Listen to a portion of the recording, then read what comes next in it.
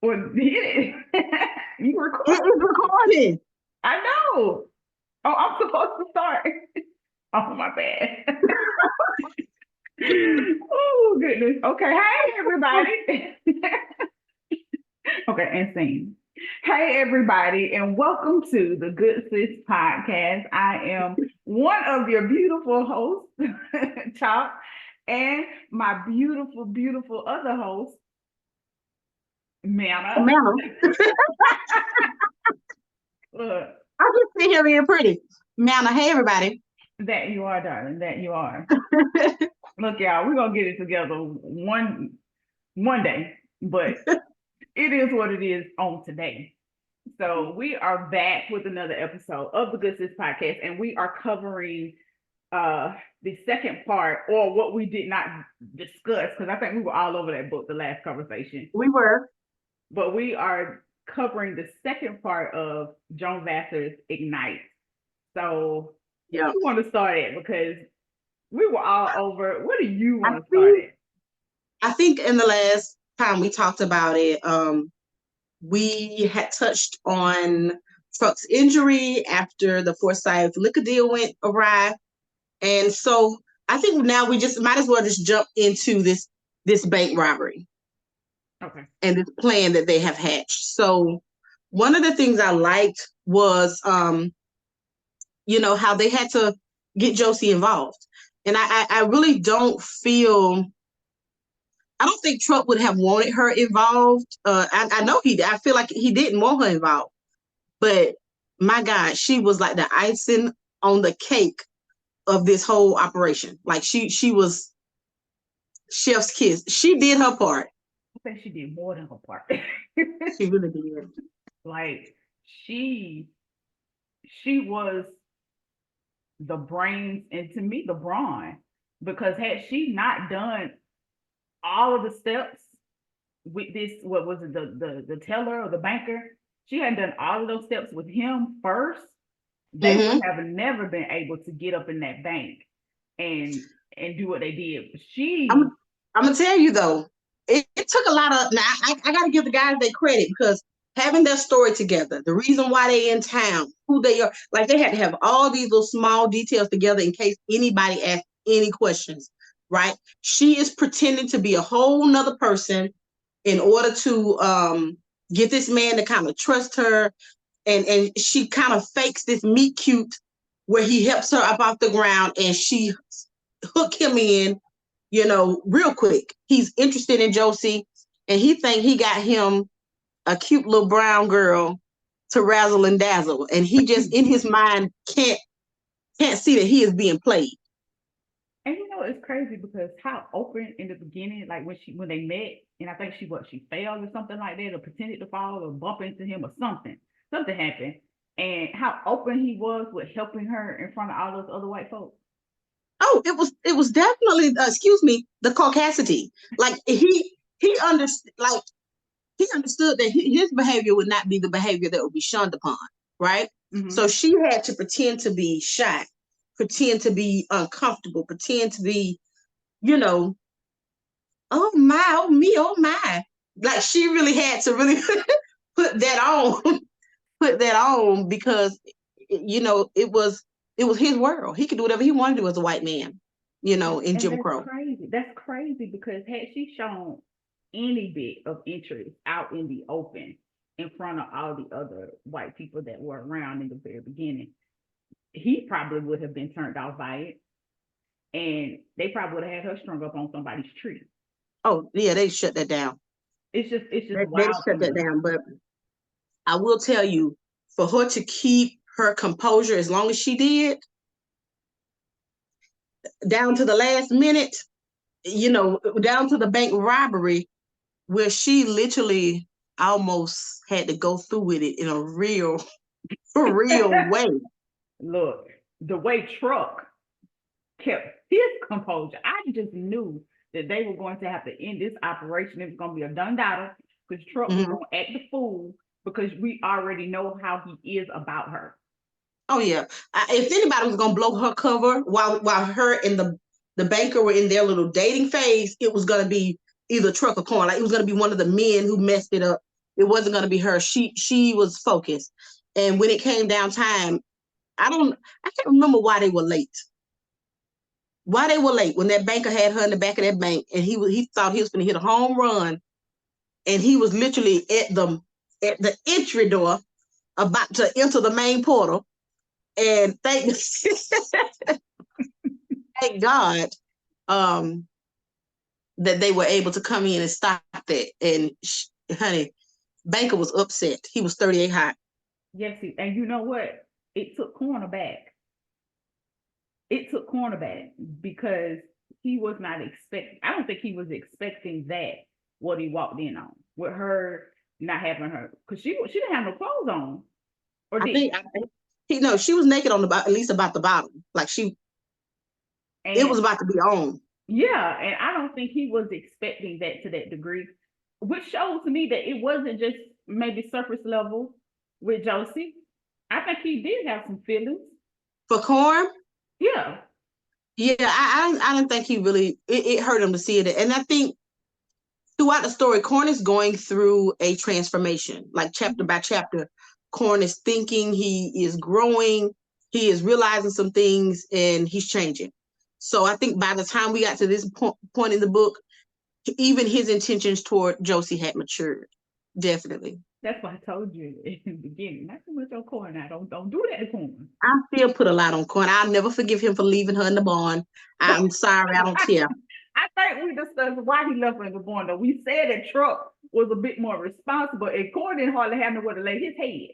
And I agree with that. And that's a point that I've even heard Joan make, that Corn, Corn took the right choice in taking her to Truck's, because his own family didn't want him, and Truck's family would have took better care of him, but of her. But at the same time,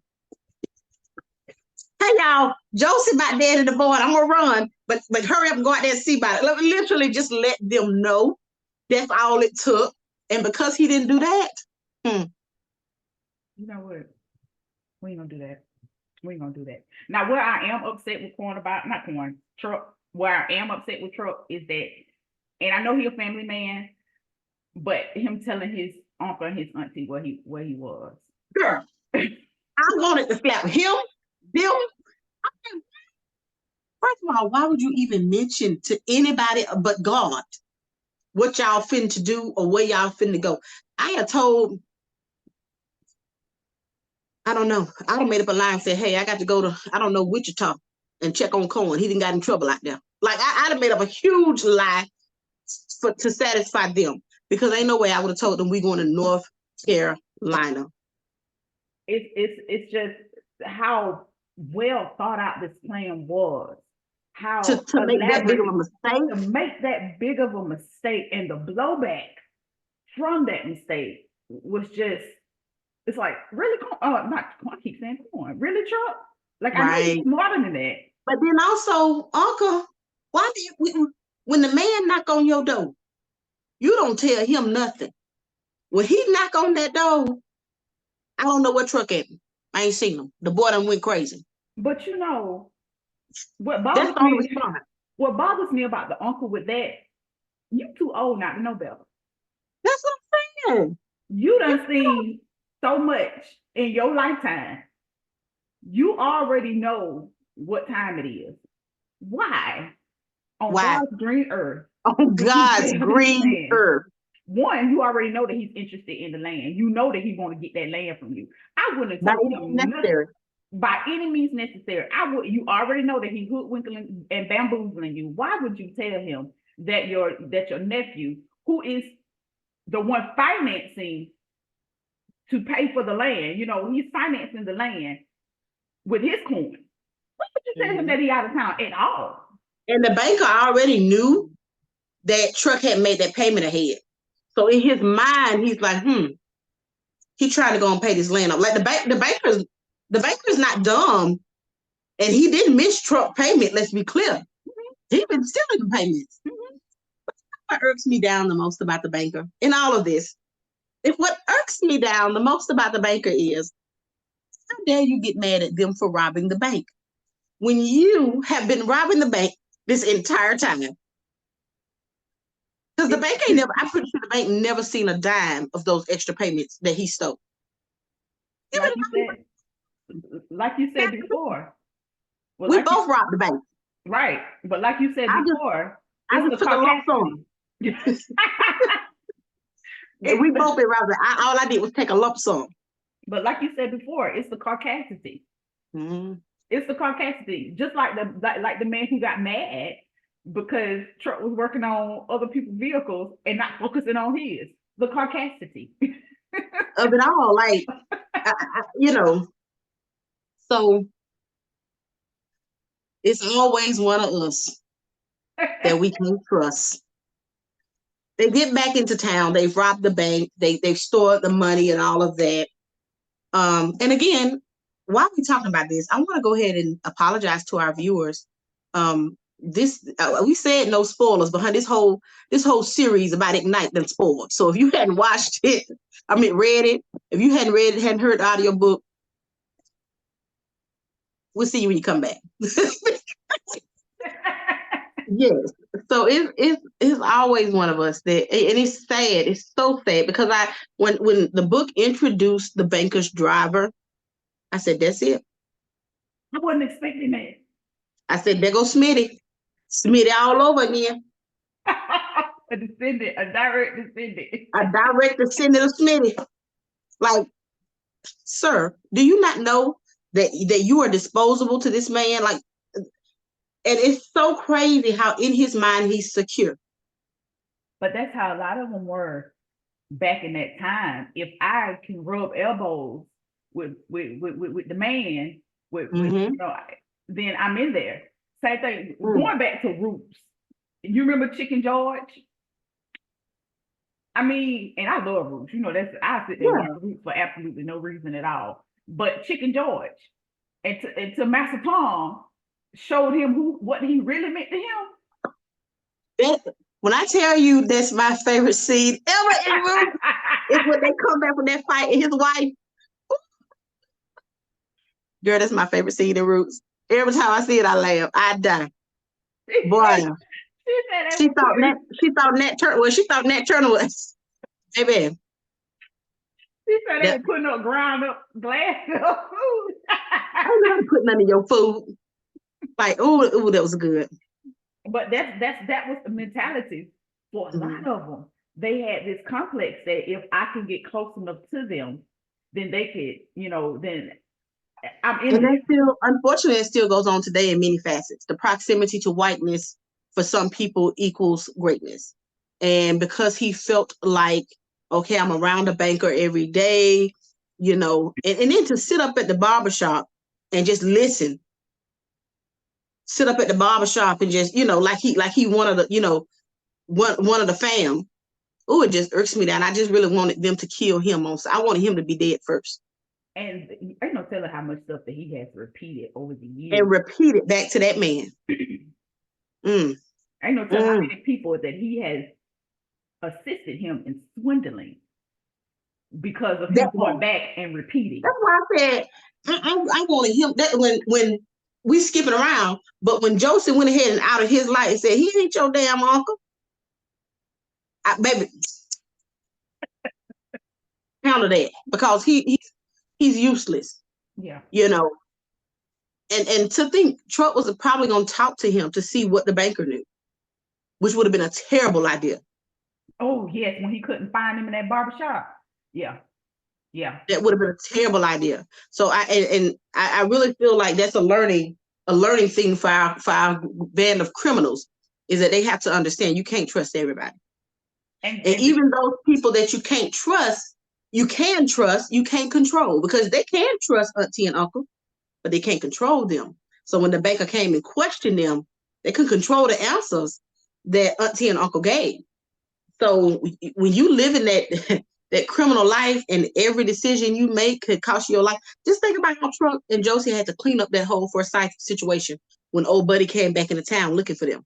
Yeah, and they had to go in and hunt him down and stake out there in the woods, and Josie got stuff running across her feet and truck up there stabbing people and shawshanking people I mean, But you know what? They had to clean it up because they couldn't allow that small situation to draw attention to them for the big situation. You got the government or whoever they can call in, the GBIs.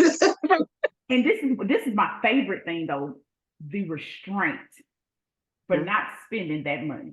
They took that money, they buried that money, they left that money alone. They did not speak of that money, not even amongst each other. They went about their way. They didn't want to be seen with each other in the city. It was like Well, that was the number one thing. yeah, That had to be done that way. yes. I think Truck gave all of them about $200, just enough to keep your bills floating, you know. And but no, that had to be. I really, really felt like Corn was finna ball out. And So I do. the fact that Corn had the restraint, I was so proud of him. I was so proud of him, for not tripping over that.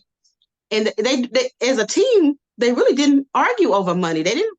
It wasn't any type of when they first got over the little agitation about Hollis and the brother and bringing Corn in and then bringing Josie in. Once they got over that little hump, they flowed and they did what Truck told them to do. They did. And they had no problems with splitting that money, giving John some of that money. They had no problem Oh, with splitting you that better money. pay John. Yeah, you better pay John. Pay him for his pain. Because really, I would gave John more than what he got. But, John was paying with him. He was. He was. And that's gonna tell her how many times Hollis and Titus that had to pay off John, because of the help. That wasn't their first time.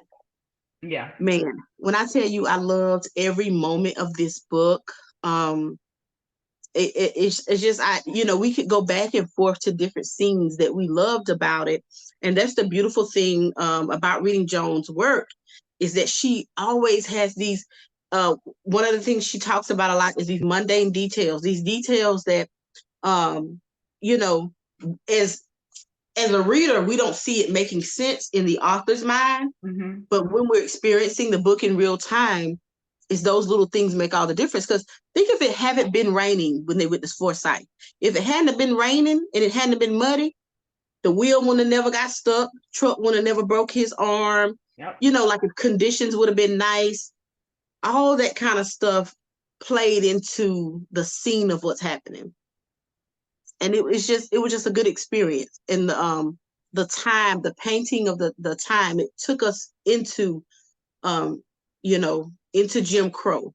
Mm-hmm. And you feel the anxiety, like you feel that anxiety when Truck realizes that the banker is at his house and his aunt and uncle are held at gunpoint. Yes. The rolling in your belly, right? And I even feel it. This has nothing to do with Jim Crow. It's our love triangle. When our love triangle comes back into play, and Truck purposely leaves the house to give Corn a chance to ask Josie, without him, will she go and be with him in Africa? And oh Lord, God was like, girl, if you leave this house with Corn, she. I think it was a test for her too, to see where her heart really was.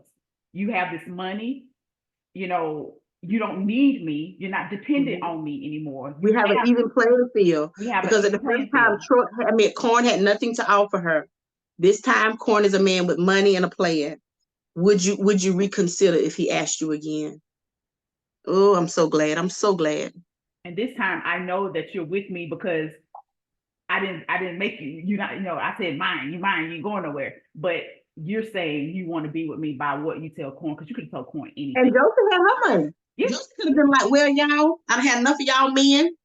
I got my money, I'm gone. She could have been through with all of that. Like, she could have been like, listen, Truck, I appreciate what you did for me, but I took care of my part. She got paid too.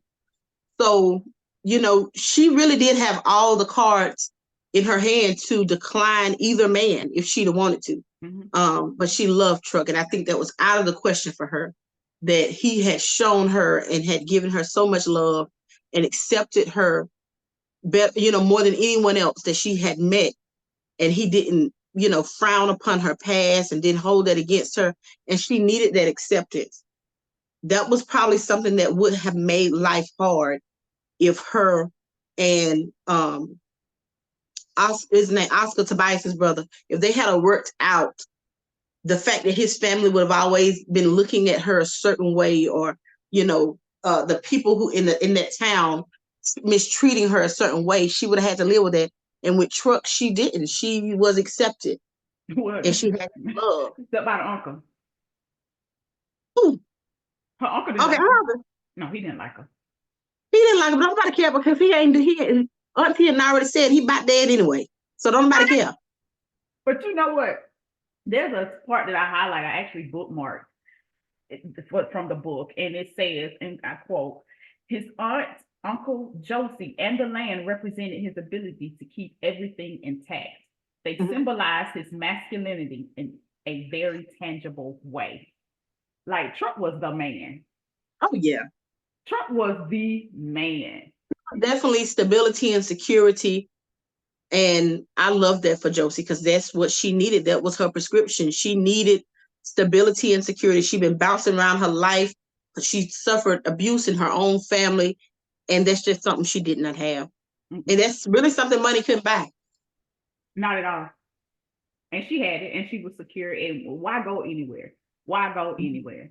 But jumping back to this banker coming to the house. Corn stepped up. Did he not? Yes, he did. Yes, he did.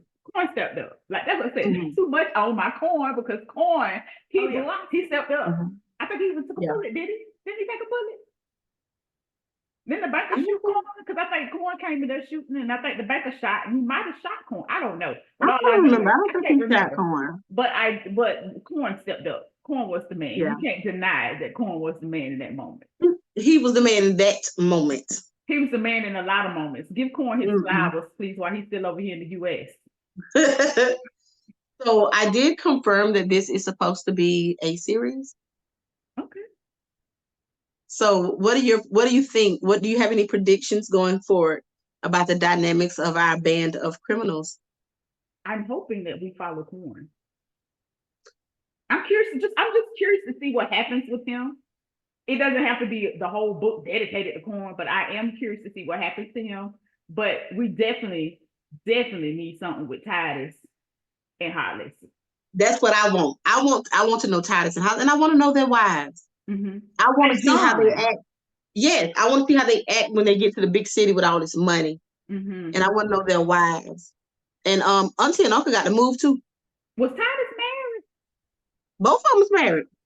Okay, I was shocked because I remember Hollis's wife, because we were introduced to her early on. But I believe both of them was married. Somebody in the comments might tell us, might correct us, and I hope y'all do. I know. Don't be rude now. Be rude. It is what it is. It is, but no, we're not rude. But no. Yeah, I think that they both were married. Okay. I couldn't remember.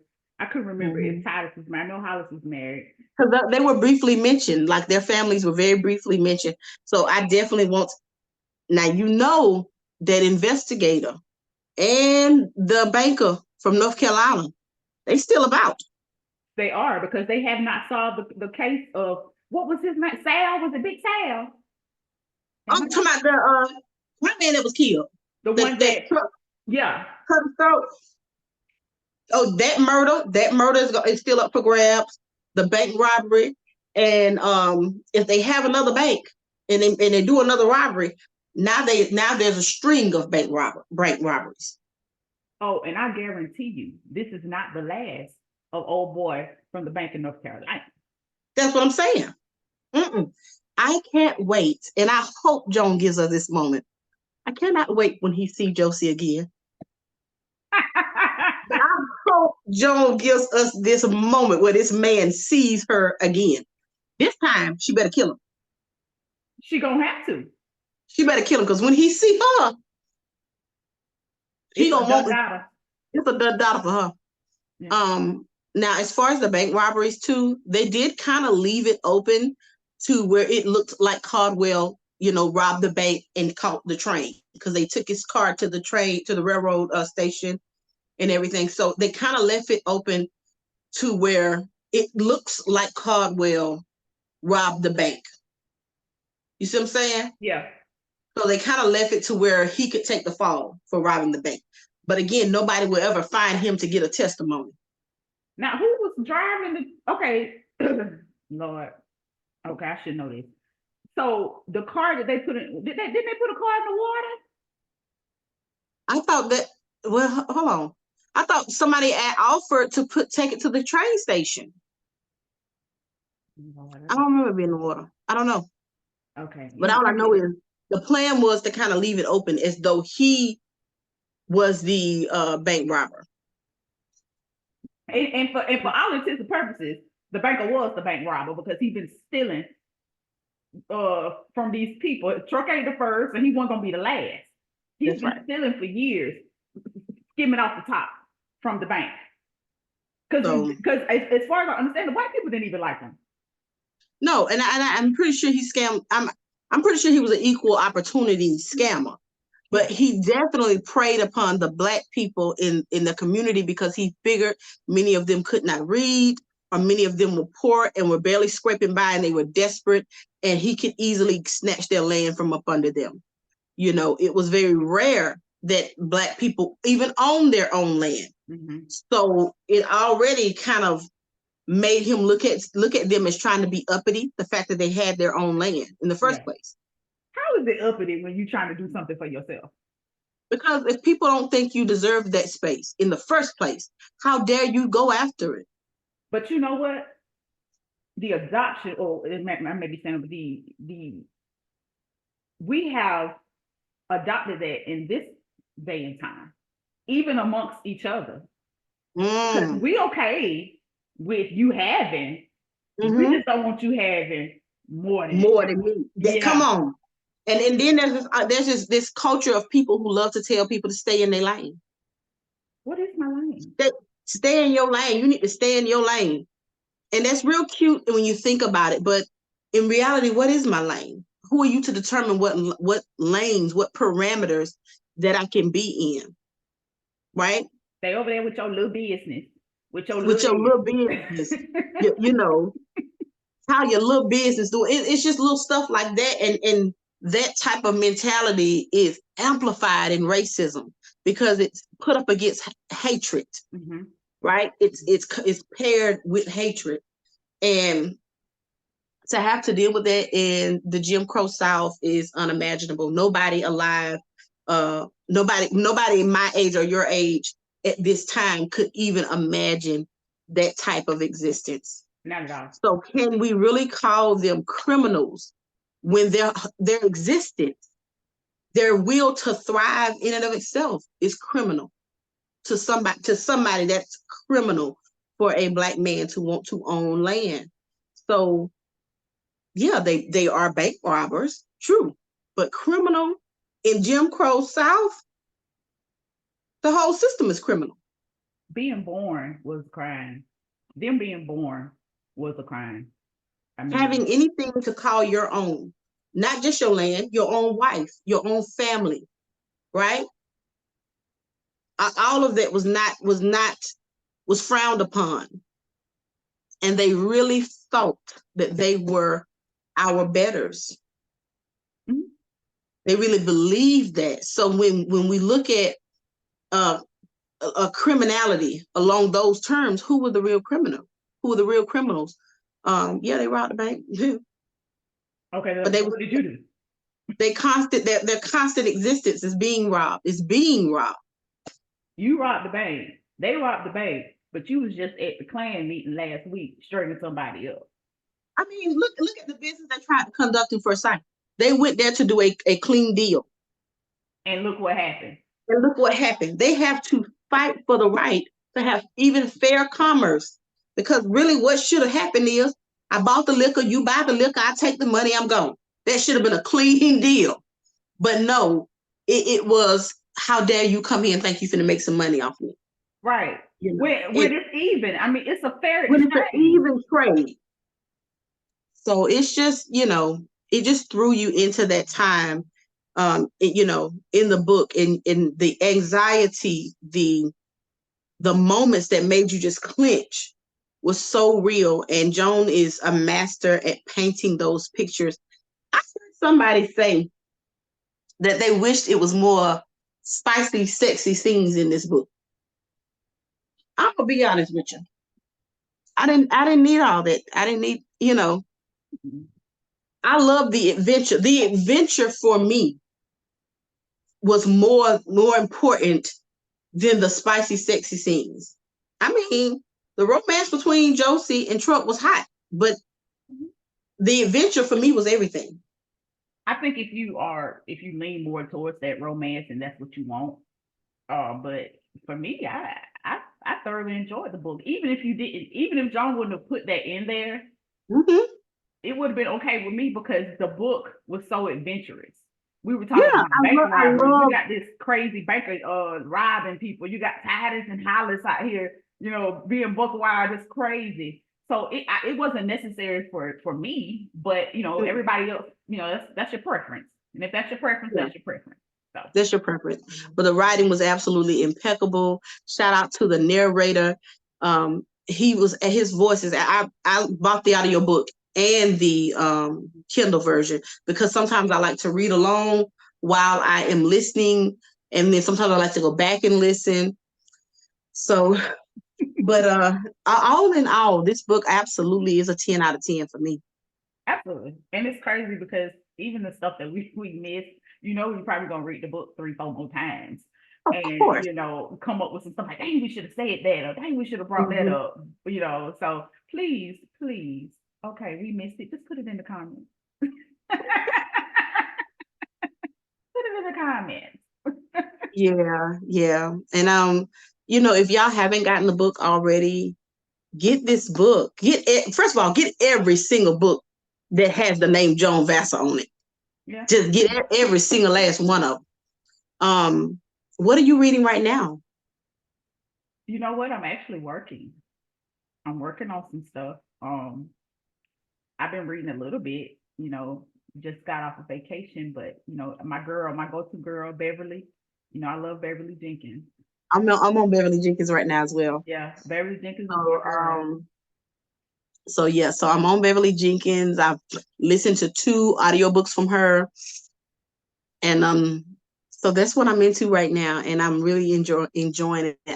I've never heard of. I didn't even know how much stuff she had on Audible because I read everything of hers on Kindle. But I'm thoroughly enjoying Cara Lee and Chase Okay, night and song. Night Song. Yes, that's where I'm at right now. So we definitely got to talk about that. Yeah, that's a good book. I mean, not to get all of Ignite, but Night Song is probably one of my favorite Beverly Jenkins Mm-hmm. books. Oh yeah, Yeah, oh yeah. yeah, I think Night Song, and I always talk about Black Hawk, the one with the preacher. yeah, yeah. Yeah. And the one with the Indian. Oh yeah. Yeah. I need to go back and I know you're not talking about Neil and July. You're not talking about the 2 train robbers. Mm-mm. You're talking about one that he married that woman who married her stepdaddy. Yeah. I can't think of the name of it though. Yes. We'll make sure we give the name of that book, but it's so good. I read it so many years ago. So we definitely got to go back and get and reread that one because it was so good. Absolutely. But getting But back to Ignite, I enjoyed Ignite. oh Nine, man, 9 times out of 10, I will read it again. I'm going to read it again, again and probably again again. and again, because that's just what we do. We read Yeah. the book to death and then let it rest and then come back and read it to death again. So, Yes. Yes. So definitely. So what we have planned for the Good Sis podcast, I don't know, y'all. We have a lot more books to discuss. Hopefully, we can do some collabs with some other book bloggers, some other reviewers, and some authors. Y'all, I'm working hard to put the word out about this podcast to different indie authors and see if we can get some live interviews. And we want to come on live with you. We want to come on live and talk to you guys and chop it up. So we'll see if you're watching this video, it's already the new year. But right. yeah, we'll see in the new year everything that we're going to have in store. So stay tuned. That's right.